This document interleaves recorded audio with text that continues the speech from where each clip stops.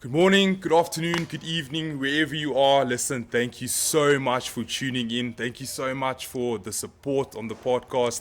Listen, it's been absolutely overwhelming. Please, if you enjoy the content, go ahead, like the video, subscribe. You know what, actually, I'm going to give you time to subscribe. No, you've had enough time. Okay, if you haven't hit the subscribe button, listen, I'm going to stop. I need to get 10K by the end of next year. But anyway, without further ado, guys, in my DMs, in my Instagram comments, in my YouTube comments, there has been one name that has been all over. In fact, yesterday I had somebody asking me, hey, where is this person? So I had to make it happen, guys. He's given me a bit of time. He's busy with matric finals, but he said, yes, Jason, I'll make some time for you. And I'm very grateful for that. Without further ado, listen, guys, I have Xander Smit with me today. Xander, how are you, mate? Jason, I'm good, thanks. Awesome stuff. How are exams going so far? It's going great. Is it? Or not great. We haven't really started yet. We only wrote essays, Afrikaans and English. But tomorrow I'm officially starting. Yeah. Are you the type of guy that studies a lot?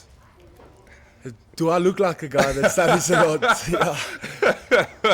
No, I didn't want to say it, but Yeah. no. So actually, I wanted to talk about. I've been receiving so many comments and so many messages from people asking, when am I gonna get you on? So I want to ask you, how does it feel being so popular, bro? Yo, How does it feel being so famous? I wouldn't say famous, but the thing is like how you see it. I mean, getting. I don't know. I don't want to say this without sounding cocky. As how you just say it. How you get like famous is it's nice because I do what I love, and some people get inspiration out of it. And if you like it, if you dislike it, it's your opinion. Yeah. And I'm fortunately enough to have people, Yeah. I think, like how I play rugby or what I do. Do you get stopped for a lot of photos? Sometimes after the game, yeah. Yeah. I have to tell my parents to wait a little bit, and then, yeah. But I mean, yeah, I do get asked for photos. Yeah. I actually ran into how can I say, a dad of the school in Pick n Pay. I think it was like a week ago, and he asked me to make a video for his kid. Oh wow, you that level already? yeah, but Goodness. yeah, it was nice to see that. But speaking of your parents, so where are you from? So I come from Burgersdorp in Eastern Cape. Okay. We moved there, so I'm staying there now. Okay, but you moved there from where? I moved there from Cape Town. Okay. So we used to stay in Cape Town, and then I went to Durbanville Primary School. Okay. Quite a big school. I think 1,200 kids in a primary school. So yeah, but then my grandfather passed away, and then my dad inherited the farm. So then we moved to the Eastern Cape. When about was this where you guys ended up moving to? Yeah, 2019. 2019. I'd say. Yeah, it was 2019.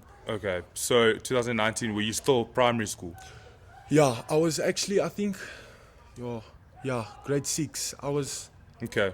grade 6 then. So did you stay in Durbanville, like for example in the hostel, or when you came to Burgersdorp, did you attend a local school or? So what happened was we used to stay like a couple of 100 meters from the primary school in Durbanville. I think we stayed there in Durbanville for 7 years. And then when we moved, my brother was in grade 8, so he was in the hostel. But then I came to primary school in Grey. And then I was in Ulschieghaus in the hostel. I mean, it was difficult. It was, how can I say, aanpassing. It was a difficult aanpassing geweest, maar I was glad I came. Yeah, to Grey. To Grey, of Oh, course. did you struggle with like homesickness and stuff like that? I mean, in the beginning, you're not used to it, so it takes a while. But I mean, when you come in grade 8, a lot of the guys that came in grade 8 said it was very difficult for them because you don't know anyone here, and you're in a big hostel Yeah, of like it's massive. 120 kids, Yeah. and you don't know anyone. So, I mean, I made friends from primary school, and those friends went with Yeah. me to the hostel. I So, hear I you. mean, I knew a couple of kids, so it was a bit Yeah. easier. Yeah. Okay. So when did you start playing rugby? Because I would imagine that rugby is quite big in your household. Yeah, yeah, it is. I mean, my dad used to play rugby Okay. up until Did he play professional? my dad did. Okay. He played for Sharks, Cats, Griquas. I think it's only those three I know of, and then he played for the Springboks. Play for the Springboks. Yeah, Oh my goodness. but it was only a couple of week games. yeah. So Bro, Springboks are Springboks. yeah. Like, let's come on, dude. I mean, you can't underplay that. yeah, so I mean, yeah, and then my brother's at the Sharks. Yeah. Yeah, but as you asked, when did I start? I think it was like when I was little. I think I was 6 or 5. We always used to like play rugby, but not serious. But Yeah. in primary school, there was this one. I would say, I don't know, is it an organization or Okay, yeah. something that helped me and my brother with our skills that still to this day I use. Yeah. Yeah. Did you and your brother, play in the backyard, play a Yeah. bit of rugby there? Leerlik. it was, yo, that was the funnest times I could remember of. Cause Yeah. me and my brother always used to play, I don't know if you know the game Dryfings. No, explain that to me. So Dryfings is like, a quick summary is like, you stand like, let's say, it's not like big, but Yeah. you stand on the opposite side of the field and I'm on the opposite and I kick the ball. If the ball bounces before the try line and goes over, I get a point. But if you catch okay. it, you can go like 2 meters or depending on Oh, the rules. interesting. Yeah. So, yeah. But we used to play this kicking game, Dryfings, and then we would say, okay, this is getting boring, let's play touchies. And then touchies started getting a bit aggressive, and then we would start playing tackles. And yeah, I mean, today he created me Yeah. in the rugby player that I am. So who got the better of who when you guys were playing contact there in the backyard? No, my brother Is always it? used to. I mean, you have a younger brother. Right? Yeah. I mean, the older brother always wins in everything. Oh, yeah, Everything definitely. you do, he always wins, and it was so frustrating. But Yeah, no, I can imagine. he always got the upper hand. So that if you guys were to start playing today, if you were to play in the backyard, who do you think would win? I mean, depends what we're playing. I mean, Dryfings, it could go either way. So, growing up, was there a specific team that you supported? Yeah, of course. So I always grew up watching the Sharks because, of course, my father really liked the Sharks because he stayed there like quite a time of his life. So yeah, I mean Sharks definitely. Yeah. But yeah, I'd like to also, I mean, one day play for them on the senior level. Okay. Yeah. So, is that sort of the reason why you ended up signing with the Sharks? Because you support them? Yeah. 'Cause- So yeah. So I mean, my brother's there. Yeah. He's already been there for 2 years, going for his 3rd year. Yeah, I mean, my dad was there, my brother's there. I mean, why not? Cause, Yeah. I mean, it's something else. Cause here in Bloemfontein, it's only. It's droog, like it's dry, it's dust everywhere. But there it's humid. Yeah. And there's a beach I could go to and everything, but and the weather there. I mean, the ground. Sorry, I'm a bit struggling with my English here. No, you're speaking perfectly. I mean, the grass. Hoe kan ek sê die dikte van die gras verskil daar. Yeah, it's different. So and the thing is, it's not wet there. Your hands sweat. So the ball handling gets a lot more complicated. and you learn to play in wetter conditions. Yeah. So I mean, I really could benefit from that because that's the only, like, how can I say, environment I wouldn't say mastered, but like I haven't spent really much time in it. Oh, I check. Yeah, But did you get offers from other unions? I did. I did get from the Bulls also, and then I could have like we could have seen what we could have done with the Western Province, but I don't like to be that far from home. Yeah. So did you consider any of them, or were you just like, no, I want to go to the Sharks? I mean, I considered Bulls really, but the thing is just I just want to be somewhere else Yeah. than there where it's dry, and Yeah. I mean I could really benefit from being in another environment. Yeah, And exactly. like the thing about my dad and my brother also being there helped a lot with my decision. But most of all, I mean, Sharks is the best because I mean we know a lot of people there, like Yeah, yeah, I know, staying of course. there, and so it's not going to be a weird environment to step in. It's not going to be unfamiliar. Yeah. So yeah. And I also think with the Sharks in particular, don't you think that would be the hardest senior team to break into because of the quality of players that they have in your position? I mean, yeah. I mean, it's gonna take a while Yeah. to get there, to get to that level. But if I work my hardest and give my best, and I can't reach that goal, it's fine. I know God has another plan for me. Wow. So, I mean, if He wants me to play in that team, I will.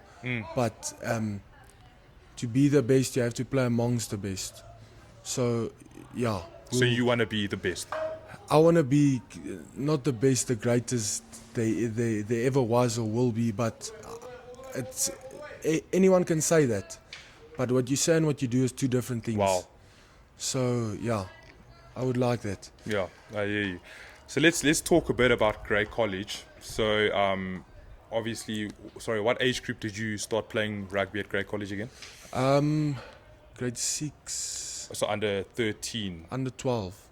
Oh, sorry, are they under 12 and under 13 sides? Yeah. Yeah. So when I played, there was under 13 A and B team, and then there wasn't an under 13 C. There was a 12 A, B, C. Oh, okay. Yeah. Okay, cool. So have you always been playing in the A teams? No. No. So actually, starting from the beginning, when I came in grade 6, I used to play under 12 A, and then I think in grade 7 I played some games for the under 13 B, and then I played under 13 A. Okay. And then grade 8 I played A team, grade 9 A team, and then grade 10 was the year I would say that I got left. I put myself on the back foot, and Okay. but I'm glad I did that because I played B team grade 10, and then after grade 10, in the end of the year there was a pre-season on the field, and I mean that opened my eyes a lot because there was or it's you or it's him, because Wow. there was a lot of guys playing in my position. Yeah. And quality guys as well. Quality guys. So yeah, I mean, I played B team grade 10. So when you find, or when now you're busy playing under 16B, do you ever feel sort of demoralized, like sad about it, if that makes sense? Yeah, of course. Like I was like in a how can I say, I got a huge fright when I played under 16Bs, because you know my brother played grade 11. He played in the first team, Yeah. and Matric he played in the first team. And at that stage I was playing under 16B, and I thought it was impossible for me to play first team. Wow. And it was just it was sad. It gave me a fright. I mean, at that stage, my motivation and it was down the drain. Yeah. My hopes, my dreams, I thought it was down the drain, but I know there's some people saying, yeah, you're still young and everything, but for me is that pressure is not on him, it's on me. Yeah. But I mean, that was kind of, yeah. So okay, now that's an amazing story, because now you're playing under 16B. The next year, you're playing first team, but you're not just playing first team. You're starting in the number 6 journey. So what do you think was the difference between your under 16 year and your first year playing for the first team? So, Jason, the thing is, what I realized when I look back now is that in a rugby perspective, you can always work on your attack. You can always work on where to step, where to hand off, how to bump. But defense is something that you have inside of you. It's something you have or you have if Or you don't have it. Yeah. And I mean, my father always used to say to me, one day you're gonna tackle someone, and it's gonna. Hy sê altyd dit gaan proe so sweeties. You're gonna want to have more of it. And I mean, it was at pre-season, and I can still remember to this day is when Julian Cosmo ran onto me.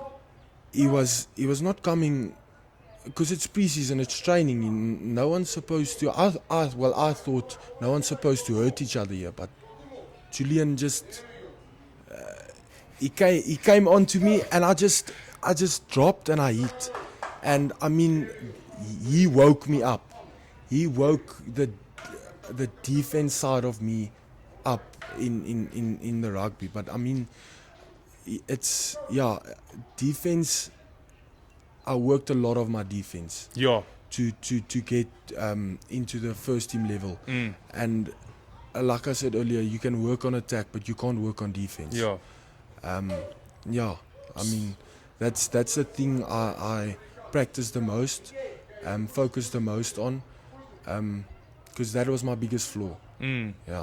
So you love that physical side of rugby. You love it when a guy takes you on and wants to run onto you, and you get to. So did you ever get any sort of intimidation, or do you ever feel any sort of intimidation? For example, when some big guy is running 20 meters onto you, do you ever feel intimidated? I mean, how can I say? It's more like of a. How I feel it is. I see this big guy, like everyone is. I don't know how to explain it. So everyone's big. Like let's say for example, Kai Pratt or Jurgen Barnor. The more, the closer they come to me, it's like my vision extends them. So I can see where, especially to hit, or when he's taking another step, where to hit. So I wouldn't say I get intimidated. I would say I get more hungrier to prove something, because in that moment it's you or him. It's all he proves his point or I prove my point. So I mean, I wouldn't say I get intimidated at all. So obviously the jump from 16Bs to first team is quite a big jump. And obviously you said that you've worked on your defense, but were there any coaches or any coach in particular that helped you quite a bit? So Mr. Ines. In the gym, you know him, of course. Mr. I've heard a lot about Mr. Ines. So he has this gym sessions where I think, was it Orion that told you, he takes you to a dark place? Lamla. And when he takes you to that dark place, it's just like you get to see another version of yourself. Wow. That you don't know like existed. And that really plays with your mind when you're laying in bed late at night, because where can you take yourself? And that kind of stuff motivates you Got and you. helps with your motivation. I mean, in the team, everyone's equal and we treat everyone equal. But the thing is, Mr. Tian helps us to see where's your strong points and where's your weak points in the, how can I say, in the physical side of the training. So he helped me with my physical part in the training. I mean, defense likewise. This it's something that you have or have not, but how to tackle someone running from different angles is how can I say, it's honors. And lineouts, understanding the game and stuff. But I hear you. yeah, but I would say Mr. Ines and Mr. Tian and Mr. Vors really helped me. And Mr. Vors, is that like his like birth certificate yeah, name? Or? yeah. No, I wouldn't say versatile, but everyone knows him as Mr. Vors. He's a okay. scrumming coach. Oh, okay. So when I played hooker, he helped me a lot with my scrumming and technique and stuff. I mean, it really helped. I hear you. And Mr. Tevez also. I mean, everyone in the team as coaches was being straight, but that one grade 11 year when I would never forget it. We were playing that friendly against Grey PE. I don't know if you could remember it. It was, I couldn't remember, but it was somewhere and we were staying in a hostel. Okay. And Mr. Tevez called me and told me, listen, come to my room. And I was like, I was new into the team. I played 2 games and then he already called me in. So I went to his room and he told me, Heinrich Bressau. He told me, I reminded him of that guy. And at the moment, I didn't really knew who he was. And then I went and looked him up. And then I realized Mr. Tevez sees much more in me than I see in myself. Wow. And he believed in me that he told me in the room, he told me, you can play SA Schools this year. And I was like, no shot. And he just, I wouldn't say there was no grey areas with him. Nor with the other coaches also. Yeah, but I hear you. Mr. Tevez was just something and someone else that could never be replaced. Sure. Yeah. So obviously with the first team, you have quite a deep list of coaches. Would you say that those coaches have the respect of the changing room, have the respect of the first team? Of course, 100%. Because we trust in them with the plans and whatever they give us, we try and do to the best of our will. And they trust us to know that we will give our all for them to follow their plan. So I mean, there's never been an incident where a player did not respect his peer or the coaches. Yeah. Why do you think you guys have such a deep sense of respect for these guys, for the coaches? I mean, I would say, first of all, it's a first team coach. So when you grade 8, you see these are the coaches that they will pick you in their team if you get to grade 11. And I mean, always staying humble, always staying, I wouldn't say out of their path, but you don't want to get in their way. I would say it like that. I mean, here at the school, we build respect no matter who you are. So I mean, respect just comes naturally. Oh, okay. If you get what I'm saying. I hear what you're saying. Yeah, it's not difficult to respect someone, but of course they have to respect you back, and that's what the coaches really, really do well. Are you saying the coaches show respect towards the players as well? 100%. Yeah, Okay. always. Yeah. There's not been once that I could recall that there wasn't respect. Yeah. I hear you. So now back to this under 16 thing. Now you play under 16B. If I went to you in under 16B and I told you, listen, 2 years from now, you are gonna be the captain of the first team. Yeah. What are you telling me? I would I would tell you you full of nonsense. You crazy. Really, yeah. 'Cause, Yeah. I mean, there was no way. There was my confidence was below 0. Wow. I mean, I thought that I was gonna play like 4th, 5th team. Seriously. Yeah, like that was. I told myself, if I'm gonna give my all, and if I get third, if I play for the 3rd team, I'd be happy. Wow. And yeah, but I'd really I wouldn't believe you. I'd tell you must turn around, walk the other way. Because yeah, I mean, Yeah. looking back, I would like slap myself. Because how, if like the I wouldn't say man or the boy that I am now, nothing can get me down. Like anything can get in my way, but no one or nothing will stop my confidence from growing. And I mean, I should have had that confidence in grade 10, because just think of how much better I could have been if that was my confidence in grade 10. I hear you. But now obviously you've proven this to yourself, so now your confidence is up there. Oh, but you weren't the captain at all before first team, ne? To under four, who was the captain from under 14 upwards? Yeah, so usually I was not usually, sorry. Under 14 it was Adam.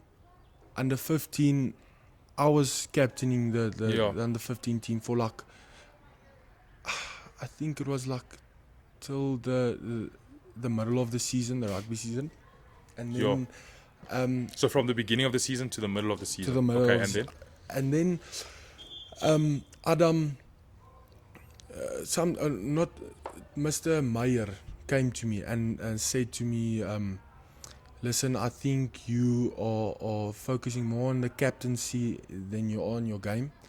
How did you feel about that? I felt he was being unfair, and still to the day believe that. But I mean, his reasons was his reasons. Yeah, I was still. He's the coach. He's the coach. But I trusted him into making the best decision. Yeah. And yeah, so he appointed Adam then as captain, and under 16 it was Adam again, and yeah. Okay. So going into matric, did you then think that Adam was going to be captain again? Yeah, I did. So you actually didn't expect to become captain, even though you played the whole season in grade 11 at 6. I mean, it was like, cause the previous year, the guys, of course, the seniors tell you, okay, you stand a chance, and you stand a chance. I mean. Some of the guys told me I stand a chance, and I was like, I don't believe it, because I can be serious, but I'm also like a chill guy. Like I hear you. I'm also, sometimes I'm also not serious. So I mean, I did believe I stood a chance. Wow. I mean, you always jy staan altyd 'n kans in alles wat jy doen. So, but there was just this, I wasn't 100% sure, you get what I'm saying? So, I hear you. But I thought he had the upper hand over it, if I can put it like that. I hear what you're saying. So then, what's the process to becoming captain? How does that work? So, this year, this year and last year, December, we had World Schools, we played World Schools. The one that was here was on the the main field. Okay. On the main field. So then there's a pre-season leading up to it, and then you're going to Mr. Yanni's class, and then he calls everyone in, and then he only puts like, I think, four names of 4 forwards on the board, and 4 backline players on the board. Do you remember who those names were? Yeah. So it was David Ardakis, Oye Meyer, Adam Nieuwoud, and it was me. Okay. if I'm not mistaken. And the backs, who were the names there? The backs were Ethan, Jan Hendrik, van der Linden. I think Tariq, Chambriel, and I think there was only 3 names. Okay. Yeah. Okay, cool. So anyway, so you go into the class, and then he writes names on the board, and then you put your head down on the table like Yeah, this, yeah, so and you then- can't see who's fighting. So then he calls out, let's say, for example, Jason, and then like 10 guys would raise their hands and he would count them and write them on the board. And then he would say Xander, and then write the names on. And then at the end, you take the two guys that got the most votes from the forwards and 2 from the backs. And then you'd put them up against each other, and then you would see. Put them up against each other in terms of? In terms of, so you'd like erase, let's say, David and Aya, and Xander and Adam. So those 2 got the most votes, votes. yeah. So then the guys would choose, okay, Xander, and then they would raise, and then Adam, and then you would count them, and then from that you choose. Yeah. Sure. But then, okay, sorry. So then you have the backline name that also won. So then you have the forwards and the backline. So then he puts up the backline against the forward to see who's going to become captain. So then you vote also, and then you get your Yeah. captain and under captain. Oh, so you went up against Ethan. Yeah. Did you think you were going to win? No, so I mean, yeah, like I've never seen Ethan as like a captain necessarily. I mean, Ethan has great values and stuff. I mean, Yeah. Ethan has some. I laugh every time that guy. Not in a disrespectful way, but it's like cute to see that guy like try and motivate like the guys, and it's nice to see that he's giving his all to the team, and he's giving his heart to the team. That really means a lot than just rehearsing some words and saying, but that guy, he really helped me this year. Yeah. Okay, so now you find out that you're captain. How did you react, bro? Yes, it's some feeling I can't describe. It's like from grade 8, it's something you want to play for this team. You want to be on the field. You want to be in this changing room. You want to wear that jersey. It's something that I can't describe. It's just and then you get captain on top of that. Yeah. It's more than a dream come true. I mean, it's like you. Some older people would laugh at me for saying, but it's like you completed your life as a school child. I mean, because that's been your dream since you stepped foot into the school. Yeah. And because I've always been looking up to the first team guys, because I mean they were huge. When I came into grade 6, it was always like all my friends were sitting on the side and were cheering when they came out, but I wanted to be a part of the team. Yeah. So what I did was I used to water boy for the first team. Okay. So there would be grade 9s and grade 8s carrying up water, and you'd see just this little guy running with them just to take up water, and that was the best thing I could ever done. And if I could, I wanted to do it again. Yeah. And I could not fortunately, fortunately I could take water up for my brother that played, and up until grade 10 I still took up water for the first team. So yeah. So what's your favorite part about being the captain? It's my favorite part, I would say, is it's sometimes it's the motivational speech. Then it's just to be part of the team. Then I mean, being the captain is just when there's difficult times, they look at you. What are we going to do now? And to have an answer, it comes naturally. When you try and force it, it's not it's not Yeah. going to come out right. But I mean, the nicest time is, I would say, always, Yeah, because okay. everyone sees everyone. They don't see me as, okay, listen, this guy's captain. We must always treat him with respect, and we must always be neat. Like, for example, those type of stuff. It's not like that. It's like, you my friend, I'm your friend.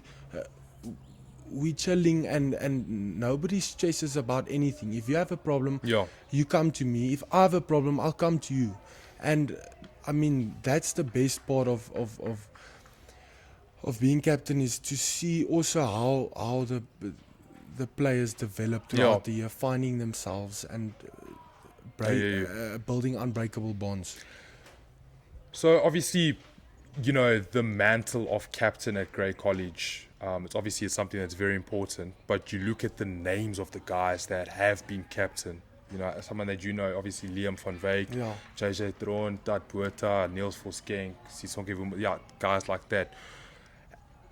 At any point in the season, did you ever feel like you weren't living up to the name of that mantle? I would say I was giving my all.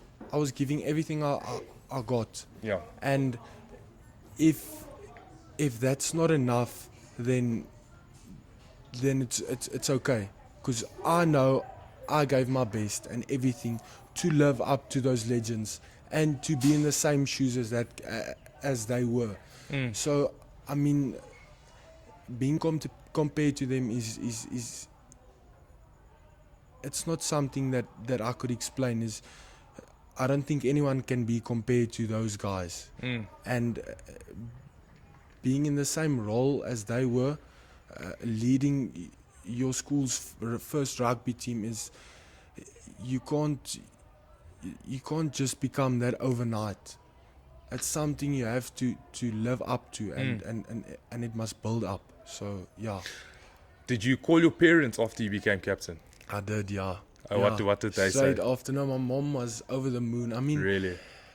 everything I accomplished, my mom's always proud of me. Even if I get like low marks, she'd always like congratulate me. But my father is like, yeah, you did well, you deserve it, and I mean, they're always supporting me every step of the way, and I'm so thankful for my parents. And your brother?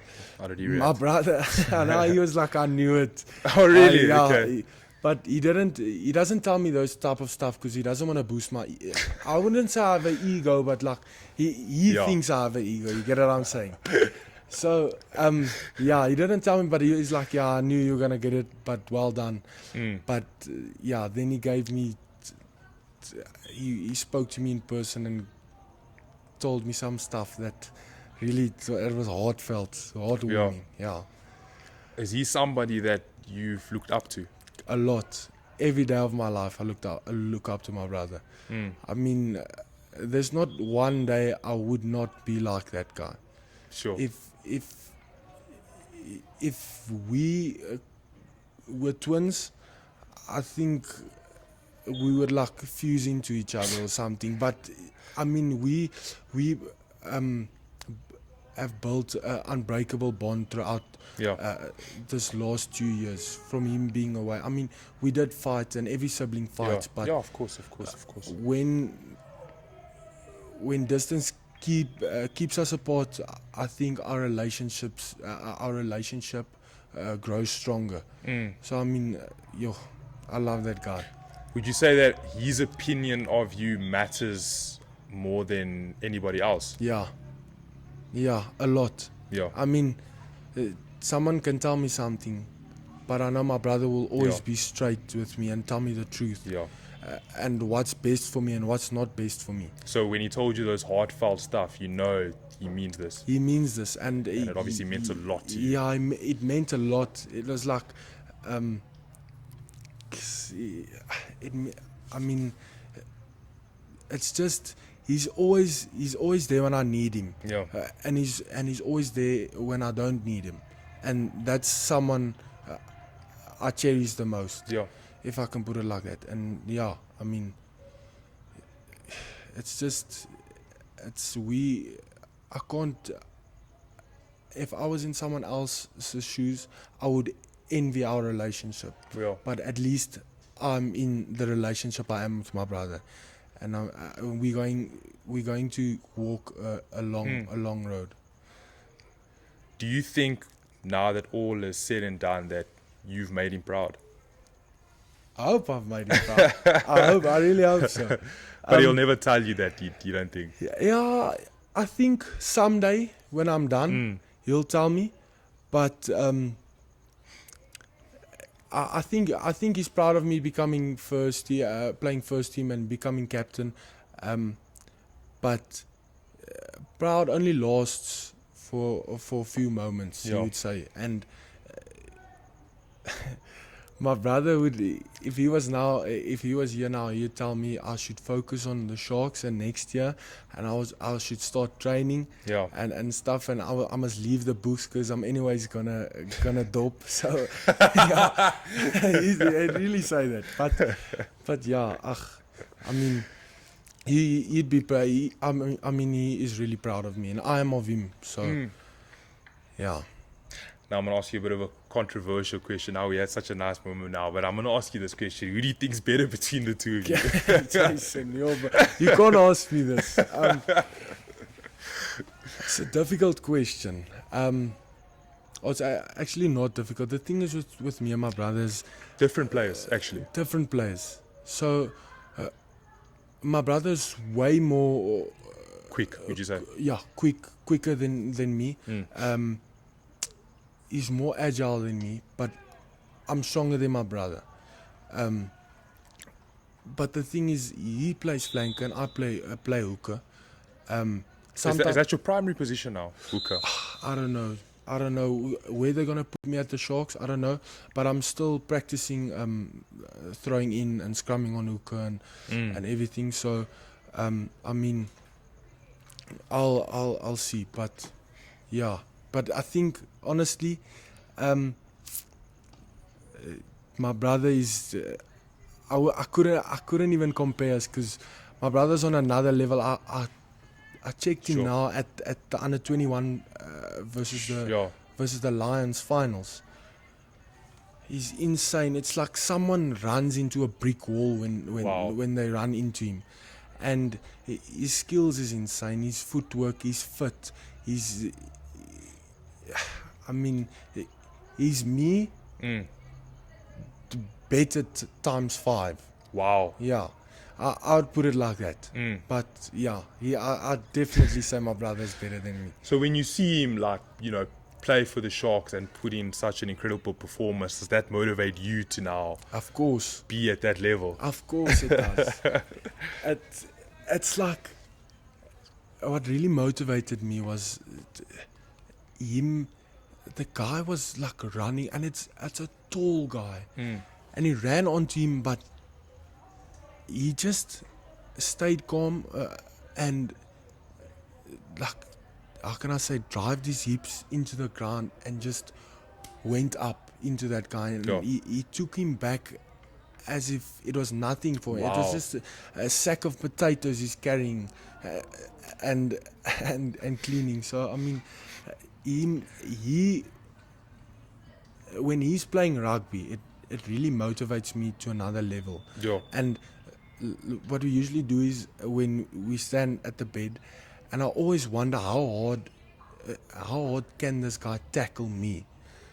And we always do this. I would stand like at the edge of the bed, and he would stand like 5 meters from me. Okay. And then I would stand still, but I'll tuck, and then he would come running. Like full sprint? Full sprint. He'd hit me. My shoulder would be numb. Wow. And then he would say, all right, other shoulder. Then he comes again. And then I go and I try. But the thing is, he just tells me, Nochi, you're not there yet. So, he said he'll teach me some stuff, but yeah. Yeah. Because I actually want to reference something that you said earlier. You said that the seniors would come to you guys as juniors and say, listen, next year I think you have a chance to be captain. So now obviously you're in that position where you're a senior. Now I'm going to ask you, who do you think is in the running to be captain next year? Yo, I really would say Alexi Tyropoulos, but there's also other strong leaders in the team, such as Henry Rasmus. Those two are really exceptional leaders. I mean, Alexi is head boy, so Yeah. he is a leader. But the thing is, Henry also has another chance to become being head boy is something, but being captain of the first team is something else. You can't compare them. Yeah. So I mean, Andrew and Alexi is my two. And Orion, Lamla also, but those two are a bit like loose cannons. Those two. Yeah, especially Orion, Yeah. bro. Yo, You can't trust that guy with the mic, dude. You don't know what he's going to say. But sorry. The whole year, Orion, cut your hair. Yeah. So I cut it tomorrow. Yes, tomorrow comes. Yeah. Oh, Ryan, why don't you cut your... No, sir, this afternoon. And it just goes on the whole season. And he just doesn't care. But, I mean, Ryan's the funnest guy I've ever met. Yeah, no, he's unbelievable. Yeah, but... So, but don't you think Alexi will be helped by the fact that obviously he's now played for the first team the whole year, be in starting position? Do you think that will help him Yeah, of course. get over Erasmus? Some guys would I mean, first team cherries is two different teams. They would say it's the B team of the first team, but the chemistry in the cherries is way different. Okay. In the first team, there's one leader you look up to, and that's your captain, and then you have other senior leaders you also look up to. So I hoped he took a couple of notes with what we said and what we did this year, but he's not a talker, he's a doer, Alexi, and I think that's what will that's what will help him. Yeah. So I want to talk a bit about Craven Week. So you must also play Craven Week last year, and you play it again this year. So one thing that I noticed with Craven Week, and VP, KZN or the Sharks, teams like that, VP is strong because obviously they have Paul Rust, they have Paul Gim, Paul Boys, and then KZN, you have your Mike Glass, your DHS, Westphal. It almost feels to me as though Free State is basically just Grey College. Yeah. So do you think that we might as well just send Grey College first team to go play Craven Week? Do you think if we did that the results would be the same or even better? I mean, how can I say? It's like everybody knows on who plays rugby, who knows rugby, who watch Craven Week, is that it's basically our first team playing in the Craven Week. Pretty much. It's because how can I say we have like I think a pool A where like the strong schools are, and then a pool B where the I don't know how to put it, but like the strongest schools, pool A, and then you have pool B schools. The weaker, would you say, the weaker schools? Yeah, that's a bit. Actually, say weaker, but they're not as strong or as fortunate or lucky as we are with our facilities. Fair enough. And I think the schools here are B League schools, that it's a bit difficult for them to compete. But yeah, it's basically Grey's first team that we are putting in. But the guys that are in the Craven Week and that are in Bokkievik and the teams, what is the after Craven Week? It's Academy Week. Academy Week. The academy guys that come from the schools in Bloemfontein. Unbelievable. Unbelievable. They could make it in Grey. but the thing is, their home, hulle huisomstandighede. Okay, sorry, but as you were saying. Hulle huisomstandighede is not, they are not as fortunate as we are. So they can't afford to be in grey. I hear So you. you get what I'm saying. But if they could join into grey, I think we would be much stronger. Okay, so there are guys that are from these, let's say, less fortunate schools that you think have a chance to actually Yeah, come and of do well course. at Grey. Yeah. Wow, okay. I mean, like I said earlier, there's a lot of potential. The thing is, they don't have the coaching facilities. Wow, okay. To develop their skills, or to, how can I say, or a nice rugby pitch to train on. Yeah. So I mean, if they could, and if they have the opportunity, I'm sure they'll take it, but they don't have it. So I hear you. yeah, we are blessed and fortunate to be in the school. Yeah. But do you think that the Free State could ever compete with Viapia, for example? Of course, You reckon? of course. What are you saying even? What are you, bro? You played them last year, and didn't they Let me beat just you quite convincingly? let me just okay. So what is? I don't want to talk politics now, but just give me a chance. 100. Okay, yeah.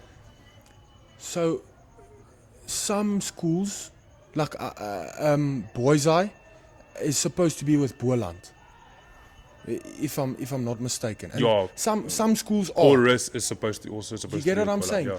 So why can't we join with the Griffins and the Leopards? Why can't we do that? But they are allowed to do that. I think if we start doing that, because if we play Griffins, it's someone always bleeds. It's more than one guy that bleeds. Wow. Because they are just as passionate as we are. They are just as hardworking as we are. If we start putting those guys into our teams like they are doing, You think you could win Craven Week? it's not going to be fair then. If my personal opinion, You reckon? my opinion, it's not going to be fair. But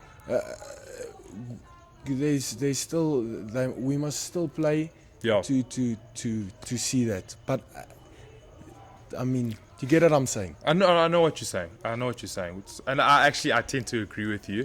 I don't like to say that, Yeah. but I do agree with what you're saying. Would you say that playing playing the opposition at Craven Week is harder than playing Schoolboy, or playing opposition of schools, if that makes sense? I mean, playing SA schools, not SA schools, man. Craven Week.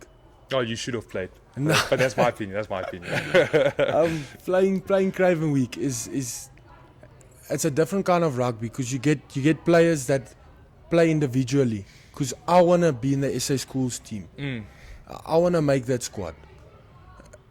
So they play individually. Some of them, not all of them, some of them. But when you're playing schoolboy rugby, he's playing for his school. He's playing for the guy on the stands. He's playing for his mom and his dad. Likewise as Craven Week, also mom and dad. But there's just a grunt that schoolboy rugby players have when playing rugby that I can't describe. When as playing Craven Week, you playing sometimes, not all of the time, you as a team are playing against individuals. I hear you. Yeah. Okay.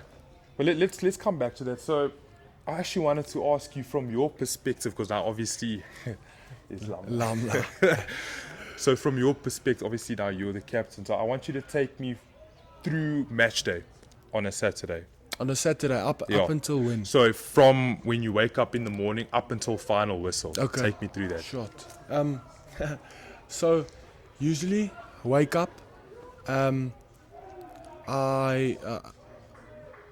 I wake up, jump in the shower. I just jump in the shower to wake up. I don't usually shower in the mornings, but on game day I do, just to feel fresh. And then blue underpants. Always, everyone in the team, starting 15 and bench, they wear blue underpants. What is there a specific reason for that, or is that just tradition? It's just tradition. Okay. So, shower, dress, pack my bag, eat. I don't eat a lot on game day. I'll only eat like, let's say, a burger or something. And I'll eat a banana. But then I'll get to the field early. Let's say we're playing at 2. I'll get here about 10, 11-ish. Do my part in supporting the lower teams. Yeah. And then after that I'll meet everyone here at the changing room, and we would start chatting, and as we get closer to the game, it would get more intense. Yeah. So I mean, getting then into the changing room just before warm up, and the coaches have team talk. Sure. And then team talk is Mr. Yanni goes over his plan. This is in the changing room now. In the changing room. Okay. In the changing room, Mr. Yanni goes over his plan, and after that he goes out, and Mr. Ines talks to us. Yeah. But that talk's not a talk. I don't know what it is that he does, but he starts up something in you. He starts up your match before the game starts already.